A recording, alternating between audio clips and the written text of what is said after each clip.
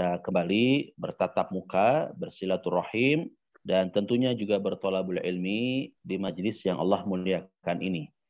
Tema yang akan kita bahas, sebagaimana yang sudah dipaparkan, disampaikan melalui poster di medsos, yakni 4 prinsip hidup Muslim. 4 prinsip hidup Muslim. Sebelum masuk ke bahasan mengenai 4 prinsip hidup Muslim, sebagaimana kita ketahui, Imam Abu Dawud adalah salah satu di antara imam-imam ahli hadis. Beliau dikenal sebagai Imam As-Sab'ah, 7 imam ahli hadis seperti halnya Imam Ahmad, Imam Bukhari, Imam Muslim, dan lain sebagainya. Imam Abu Dawud lahir di Basrah pada tahun 202 Hijriah dan meninggal pada tahun 275 Hijriah.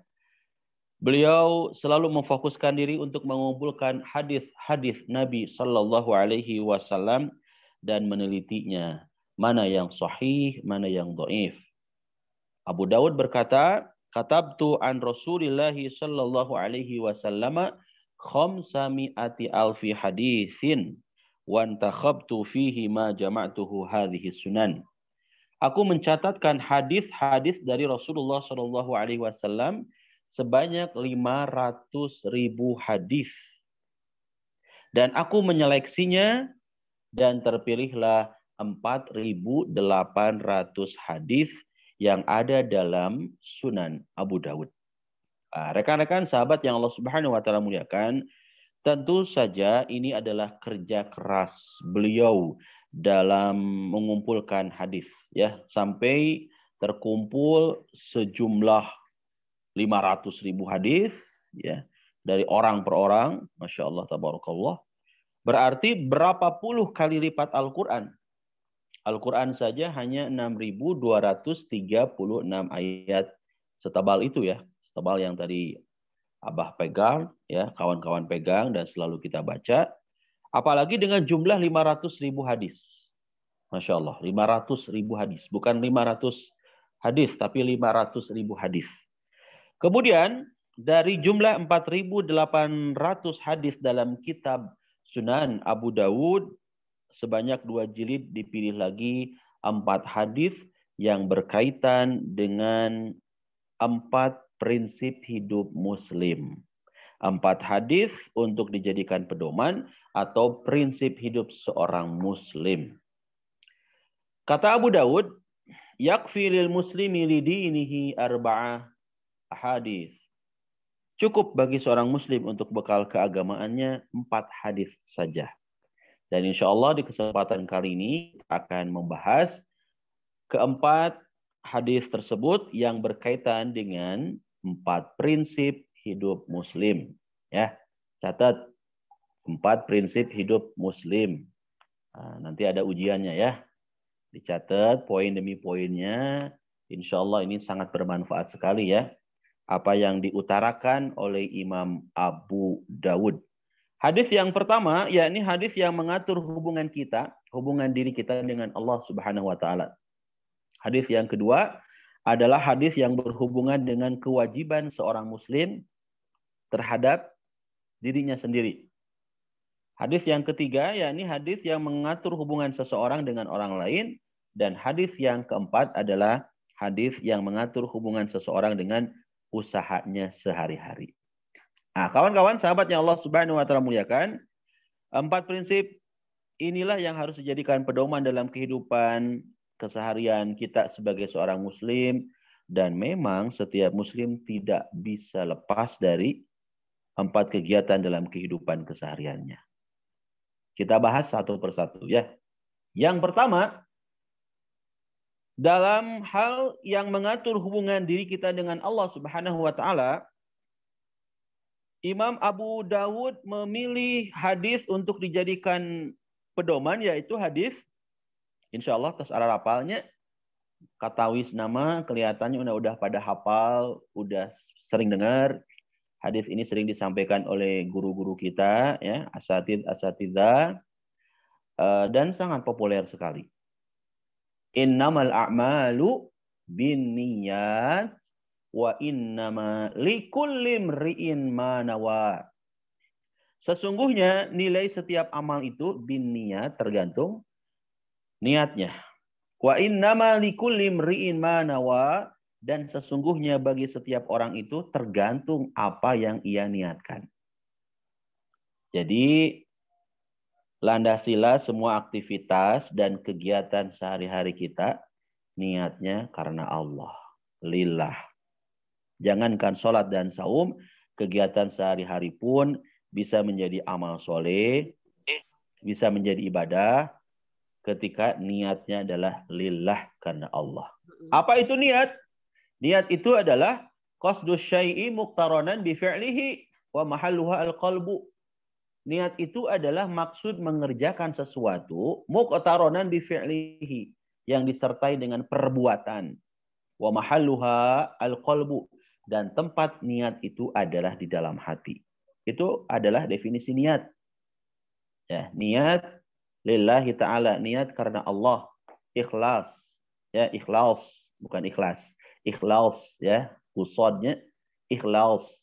Apa itu ikhlas? Ikhlas, Syekh Al-Munajjid mengutip pernyataan Ibnul Qayyim Al-Jauziyah, ikhlas itu adalah motivasi diri dalam beramal murni semata-mata karena Allah. Tidak ada tujuan yang lain yang diharapkan kecuali tujuannya adalah Allah. Allahu goyatuna, Allah sebagai tujuan kita semua ya dalam melaksanakan ibadah. Makan, minum, berpakaian, yuk kita sama-sama niatkan karena Allah, lillahi ta'ala. Demikian juga bertani, berdagang, berbisnis, jualan. Bismillah, niatkan karena Allah. Dan ternyata nilai lillahi ta'ala itu, sahabat-sahabat, akan bermakna dan bernilai ibadah. Ya, akan bermakna dan bernilai ibadah. Pertanyaan yang kemudian muncul, naon sih ibadah teh? Apa itu ibadah? Ibadah itu adalah al-ibadah ya at-taqarrubu ilallahi ta'ala bimtithali awamirihi wajtinabi nawahihi wal amali bima adzina bihi syari'. Jadi ibadah itu adalah at-taqarrubu ilallahi ta'ala, mendekatkan diri kepada Allah ta'ala, Allah subhanahu wa ta'ala. Bimtithali awamirihi wajtinabi nawahihi, dengan cara mengerjakan segala perintahnya dan meninggalkan, menjauhi segala larangannya. Wal amali bima adzina bihi syari', serta beramal sesuai dengan kewenangan izin syarak. Itulah makna dari al-ibadah, ibadah. Kawan-kawan sahabat yang Allah Subhanahu wa taala muliakan, di sini ada kata-kata wa innama likulli imri'in ma nawa. Dan sesungguhnya bagi setiap orang itu tergantung apa yang dia niatkan. Tidak setiap pemberian itu bernilai sodakoh. Ini tergantung kepada motifnya.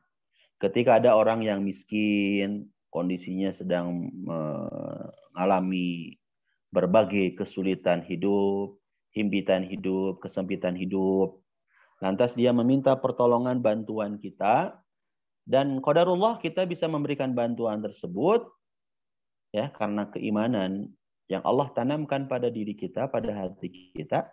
Lantas kita berikan bantuan. Maka itu adalah sedekah.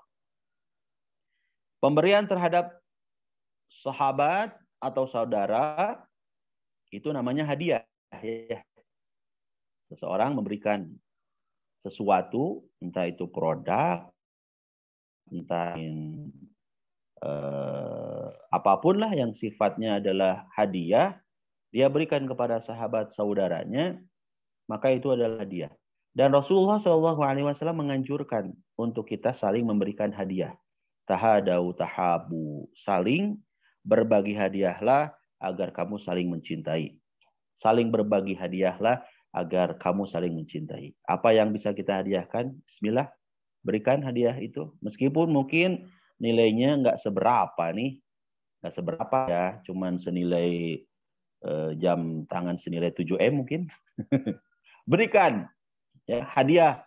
Nih, Bah, saya punya jam tangan, Bah. Harganya berapa Ustadz? Murah bah, 7M. Buat abah aja lah. Soalnya saya pusing di rumah terlalu banyak uang. Uang apa Ustadz? Uang monopoli. Jadi punya sesuatu, lantas kita hadiahkan, mungkin nilainya nggak seberapa. Nggak seberapa. Ya. Misalkan ini mah contoh aja ya. Nggak tahu nggak nih orangnya ya. Pak Haji Dea, aduh nggak seberapa nih. Saya mau berbagi nih ke Kang Ahmad Hupla. Ngasih cuman sebutir biji kurma. Oleh-oleh langsung dari Madinah Al-Munawwaroh. Oh, Masya Allah, tabarakallah. Pas ketemu teh ini saya mau ngasih hadiah. Oh, itu mah bukan seberapa lagi ya. Sangat beberapa ya. Karena perjuangannya. Haji dia Masya Allah ya. Umroh di saat pandemi ini kan perjuangannya dahsyatnya Pak Hajinya. Dahsyatnya kenapa? Ya tahu sendiri. Adanya karantina. Umroh plus karantina. Perjuangannya luar biasa. Nah, insya Allah saya juga nyusul Kang Haji dia. Kalau Kang Haji dia baru pulang, insya Allah saya jelang keberangkatan ini ya. Mohon doanya. Mudah-mudahan dimudahkan, dilancarkan.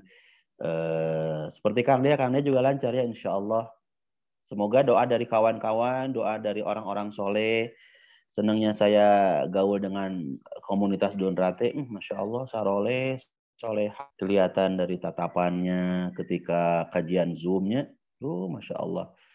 Saking husu, ya, saking husu. Setiap menit demi menit, detik demi detik, kok suara Ustadz Dedin makin kecil, makin kecil.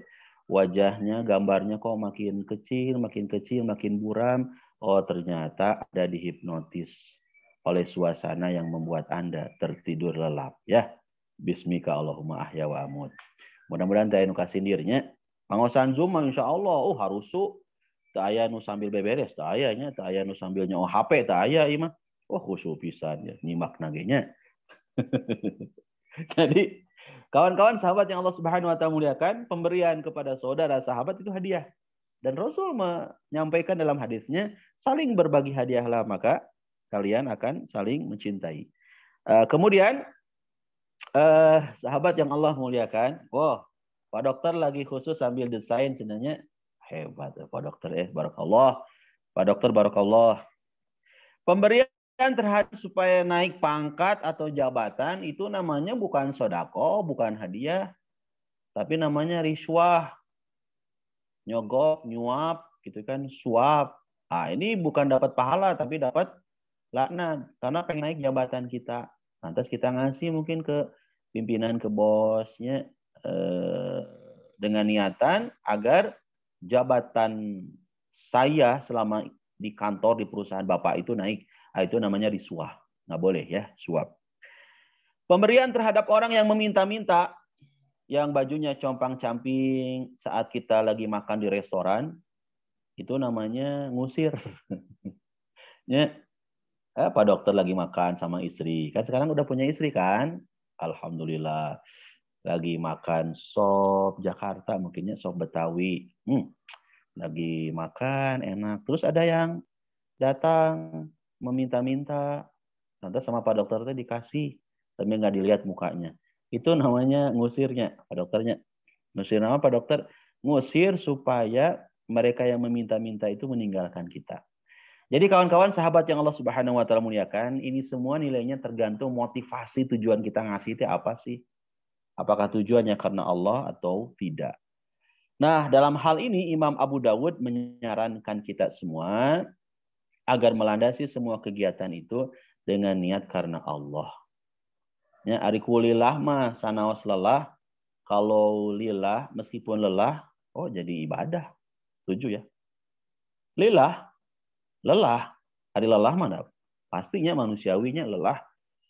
Tapi ketika lelah itu disertai dengan lillah, maka jadi bernilai ibadah.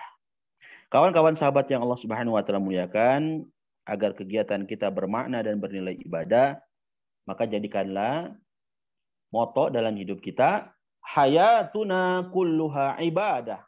Hidup kami adalah seluruhnya untuk ibadah.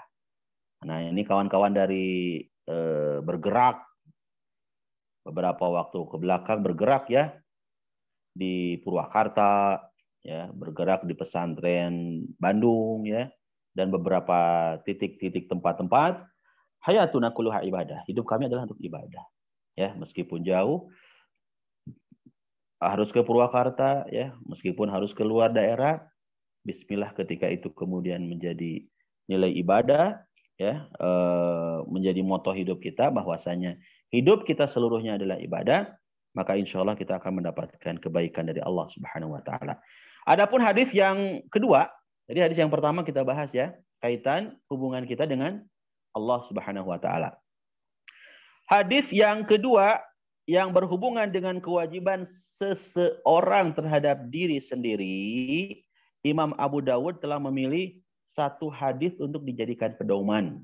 Dan insya Allah hadis ini pun kawan-kawan Dunrat mah pasti hafal ya, karena sering kan kajiannya, kajiannya sering dengan banyak asatid, banyak asatidzah ya. Apa itu hadisnya?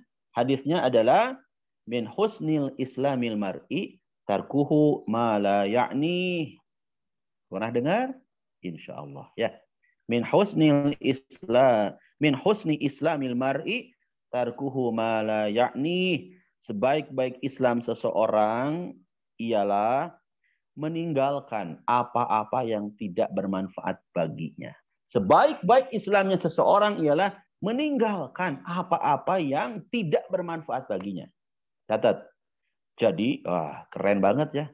Kalau kita amalkan ini hadis yang begitu mulia dari Rasulullah Shallallahu Alaihi Wasallam yang tercantum dalam Sunan Abu Dawud, yakni min husni islamil mar'i tarkuhu ma la ya'ni. Sebaik-baik Islam seseorang itu ialah meninggalkan apa-apa yang tidak bermanfaat. Cok, kalau kita evaluasi pada diri kita, muhasabah, sudah sejauh mana sih amal-amal yang kita lakukan? Apakah amal-amal perbuatan, perilaku, akhlak yang kita lakukan ini lebih banyak manfaatnya atau ternyata banyak yang tidak bermanfaatnya, banyak yang sia-sia, banyak kata-kata, perkataan, ucapan, juga perbuatan yang lebih menyakitkan perasaan orang lain dibandingkan dengan ucapan, perkataan, perbuatan yang justru menenangkan, menyejukkan, bermanfaat bagi orang lain. Ingat, khairun nas anfa'uhum linnas. Sebaik-baiknya manusia adalah orang yang bermanfaat bagi orang lain, ya. Dan Masya Allah, Tabarakar Rahman, kegiatan Dunrat, kegiatan bergerak, ini berupaya untuk mengamalkan hadis Rasulullah Shallallahu Alaihi Wasallam untuk menjadi orang-orang yang bermanfaat bagi umat, ya. Nah, kawan-kawan sahabatnya Allah Subhanahu Wa Taala muliakan, nggak sedikit ya orang yang kemudian zaman now hari ini mengisi waktu, bukan mengisi waktu, mungkin menghabiskan waktu ya dengan kegiatan-kegiatan yang nggak ada manfaatnya. Coba tanya pada diri kita ya, ini ketika saya melakukan sesuatu ini manfaat nggak ya? Seharian saya main handphone ini manfaat nggak ya?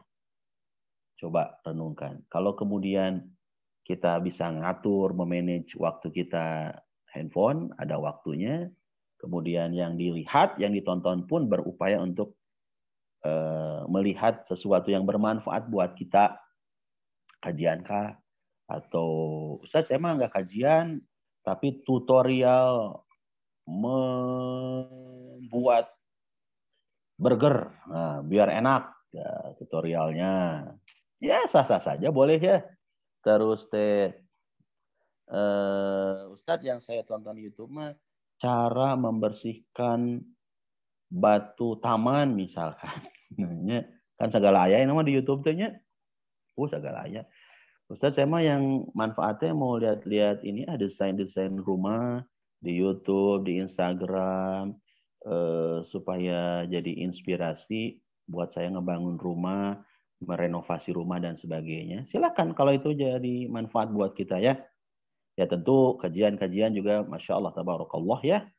Banyak yang sekarang bertebaran di media sosial, itu pun sangat bermanfaat bagi kita. Jadi tanyakan, apakah apa yang kita lihat, apa yang kita kerjakan, apa yang kita lakukan ini banyak manfaatnya, atau ternyata nggak ada manfaat. Nggak ada manfaat, tinggalkan. Baik, saya persingkat. Hadis yang ke-3 sekarang ya. Jadi hadis yang pertama, hadis yang mengatur hubungan kita dengan Allah Hadis yang kedua, hadis yang berhubungan diri kita ya dengan diri kita sendiri, kewajiban diri kita sebagai seorang muslim terhadap diri kita. Hadis yang ketiga adalah hadis yang mengatur hubungan seseorang dengan yang lain. Ya, hadis yang mengatur hubungan kita dengan orang lain, ya. Dan kita tahu bersama yang namanya manusia itu makhluk sosial, tidak bisa hidup sendiri, ya, membutuhkan pertolongan, bantuan orang lain. Sekaya-kayanya orang kan nggak bisa hidup sendiri. Kaya tuh, kaya raya, Bung Karno luar biasa. Nggak bisa hidup sendiri, butuh banget pertolongan, bantuan orang lain. Setinggi-tinggi apapun jabatan Anda, saudara-saudara, ya, nggak bisa hidup sendiri, butuh dukungan kan ya. Betul tidak? Apalagi kalau menjelang pemilihan, ya, entah pilwalkot, entah pilgub, entah pilpres, kan kita sebagai manusia sosial nggak bisa hidup sendiri, butuh dukungan dari orang lain. Oleh karena itu kawan-kawan, manusia hendaklah peduli kepada lingkungannya. Dalam hal ini Abu Dawud memilih satu hadis untuk dijadikan pedoman dalam berinteraksi dengan yang lain. Hadisnya pun insya Allah sudah pada hafal dan sudah pada sering dengar. Kata Rasulullah Shallallahu Alaihi Wasallam, la yu'minu ahadukum hatta yuhibba li akhihi ma yuhibbu li nafsihi. Tidak sempurna iman seseorang hingga dia mencintai saudaranya sebagaimana dia mencintai dirinya sendiri. Kawan-kawan sahabat yang Allah Subhanahu wa taala muliakan, berarti sikap seorang muslim itu terhadap yang lainnya, hendaklah kita mencintai orang lain sebagaimana kita mencintai diri kita sendiri. Setuju ya? Nggak ada orang yang nggak cinta terhadap diri kita. Nggak ada orang yang nggak sayang terhadap diri kita masing-masing. Pasti kita cinta. Nah, kecintaan diri kita itu kemudian juga diaplikasikan, diimplementasikan, diwujudkan kepada kecintaan kita kepada orang lain, terhadap orang lain. Maka kita kalau memahami hadis ini tentu tidak akan bertindak kepada orang lain yang sekiranya melukai hati, perasaan, mengecewakan orang lain. Kenapa? Karena hati kita pun, diri kita pun nggak mau kan disakiti. Ya, hati yang tersakiti, kata Rosama, ya. Ku menangis, membayangkan hati yang tersakiti. Kita nggak mau disakiti hati kita, ya. Nggak mau kita dikecewakan, maka kita pun berupaya untuk jangan menyakiti perasaan teman kita. Jangan mengecewakan perasaan teman kita. Dikhianati, ada yang mau nggak di sini? Oh, nggak mau. Nggak mau dikhianati. Seperti perilaku Mas Aris di film Layangan Putusnya, nggak mau kan. Si Kinan itu dikhianati. Karena Mas Aris punya perempuan lain yang bernama Lydia. Aduh, sakit banget itu teh. Sakit banget. Dikhianati. Nggak mau. Maka kita sebagai seorang muslim, sebagai seorang mukmin berupaya dengan sekuat tenaga kita, jangan kau sakiti perasaan orang lain. Karena kau pun tidak mau disakiti oleh orang lain. La yu'minu ahadukum hatta yuhibba li akhihi ma yuhibbu li nafsihi. Jangan tidak akan sempurna iman seseorang sampai dapat mencintai saudaranya seperti mencintai dirinya sendiri. Maka kawan-kawan, sikap seorang muslim terhadap saudaranya akan penuh dengan rasa, ya, tenggang rasa, penuh ukhuwah, saling pengertian. Dan dalam hati umat Islam ini akan tertanam rasa tanggung jawab untuk membantu saudara sesama muslim. Ingin memikirkan dan terus memikirkan kesulitan, kehimpitan, kesusahan yang dialami oleh saudara kita. Dengan berupaya mencarikan solusi jalan keluarnya apa ya kira-kira. Teman saya hari ini sedang menghadapi kesulitan hidup. Di sisi lain, alhamdulillah, qadarullah, kita sedang diberikan kenikmatan hidup. Orang mukmin yang terbaik itu dia nggak akan memikirkan hidupnya seorang diri, tapi berupaya gimana caranya ya biar orang lain tuh yang hari ini sedang mengalami dari kesulitan hidup tersebut. Maka dia berupaya untuk cari solusinya, cari jalan keluarnya agar orang itu tidak selalu dalam hidup kesusahan. Dan ini sesuai dengan hadis dari Rasulullah SAW yang memberikan targhib, motivasi ya untuk diri kita dengan hadisnya. Dalam hadisnya, man naffasa an muslimin kurbatan min qurabid dunya, naffasallahu anhu kurbatan min qurabi yaumil qiyamah.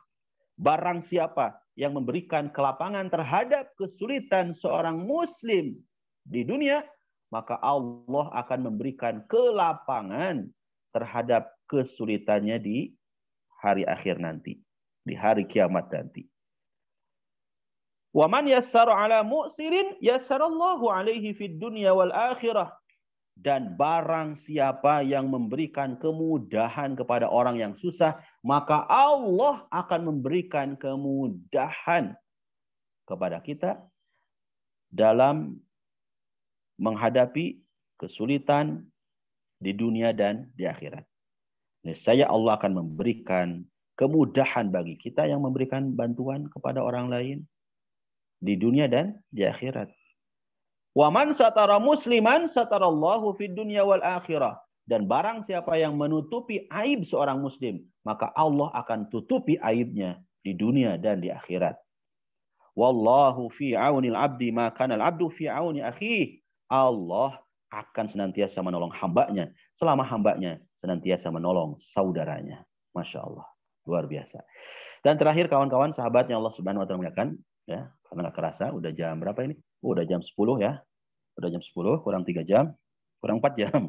Yang terakhir tadi hadis yang berhubungan diri kita dengan Allah, kemudian hadis yang berhubungan dengan diri kita sendiri, kewajiban terhadap diri sendiri. Ketiga, hadis yang berkaitan dengan orang lain. Nah, yang keempat, ini hadis yang berkaitan dengan usaha kita sehari-hari. Ya, usaha kita sehari-hari. Manusia ini kawan-kawan sahabat tidak bisa lepas dari kebutuhan sehari-hari ya, setuju ya? Untuk biaya kebutuhan, keperluan, keluarga ya, keseharian kita. Untuk itu manusia perlu usaha dan kerja keras untuk menutupi berbagai kebutuhan tersebut. Dalam hal ini Imam Abu Dawud telah memilih satu hadis untuk dijadikan pedoman, yaitu sabda Nabi Shallallahu Alaihi Wasallam. Insya Allah teman-teman juga pernah dengar hadis ini ya. Kata Rasulullah Shallallahu Alaihi Wasallam, innal halala bayyinun wal harama bayyinun. Sesungguhnya yang halal itu jelas dan yang haram itu jelas.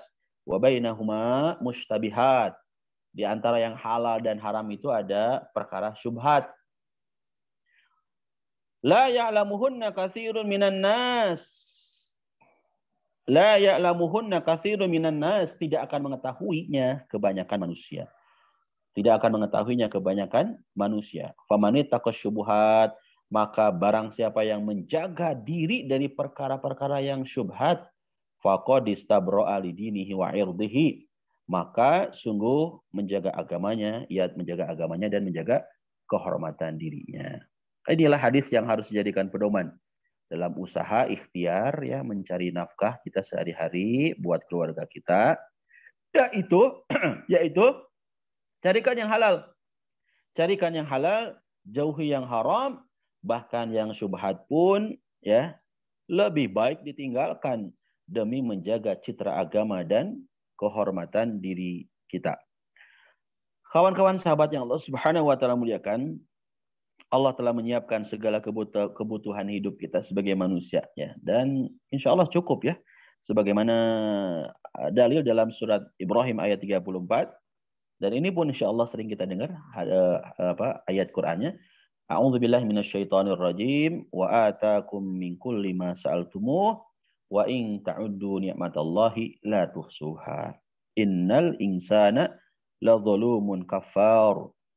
Dan dia telah memberikan kepadamu keperluanmu dan segala apa yang kamu mohonkan kepadanya, dan jika kamu bersyukur maka Allah sampaikan di ayat ini, wa in ta'uddu nikmatallahi la tuhsuha. Dan jika kamu menghitung nikmat Allah, maksudnya ya. Dan jika kamu menghitung nikmat Allah, la tuhsuha, enggak akan pernah bisa untuk menghitung. Tidaklah dapat kamu menghinggakannya. Sesungguhnya manusia itu sangat zalim dan sangat mengingkari nikmat Allah. Jadi kita sebagai manusia tinggal mencari karunia Allah ya. Kita tinggal mencari, karena Allah telah menyiapkan segala sesuatunya cukup. Sebetulnya cukup ya. Demikian juga kawan-kawan, jangan sampai kita dalam mencari nafkah ini asal beruntung, asal dapat penghasilan, asal berhasil ya. Tetapi tentu yang utama itu carilah yang halal. Karena yang halal ini menenangkan, menyejukkannya, Nggak apa-apa halal yang penting, nggak apa-apa banyak tapi halal gitu. Alhamdulillah. Nggak apa-apa hal banyak tapi halal gitu. Harus yang halal ya. Meskipun mungkin yang kita dapat dalam hitungan kita sedikit, tapi kalau itu halal, kalau itu halal menenteramkan, menyejukkan, berkahnya. Sahabat yang Allah Subhanahu wa taala muliakan, karena kita diancam nih sama Rasulullah SAW, jangan sekali-kali kita mau coba-coba mencari nafkah itu dari jalan yang haram. Karena ini lagi ramai ya berita-berita nanya. Kata Rasulullah SAW, kullu lahmin nabata min haram fanaru aula bih. Setiap daging yang tumbuh dari usaha yang haram, setiap daging yang tumbuh dari usaha yang haram, maka neraka berhak untuk melalapnya. Na'udzubillah min dzalik. Kawan-kawan sahabat yang Allah Subhanahu wa taala muliakan, mungkin itulah ya gambaran secara umum 4 prinsip hidup seorang muslim yang dipaparkan oleh Imam Abu Dawud. Saya ulang ya. Pertama, landasilah semua kegiatan hidup kita dengan niat karena Allah. Jadikanlah moto hidup kita hayatuna kulluha ibadah. Seluruh hidup kita adalah ibadah. Kedua, sebaik-baik Islam seseorang itu adalah tinggalkan apa-apa yang sekiranya tidak bermanfaat bagi diri kita. Sebaik-baik Islam seseorang, yakni meninggalkan apa yang sekiranya tidak bermanfaat bagi dirinya. Yang ketiga, cintailah orang lain seperti kita mencintai diri kita sendiri. Dan yang keempat adalah carilah usaha yang halal untuk memenuhi kebutuhan keluarga. Tinggalkan praktek-praktek yang haram, bahkan jangankan yang haram, yang syubhat pun lebih baik ditinggalkan demi citra dan nama baik agama dan kehormatan diri kita. Semoga dengan 4 prinsip hidup seorang muslim itu bisa difahami dan kita berupaya untuk mengamalkan ya. Wallahu a'lam bishawab. Alhamdulillah yang tadi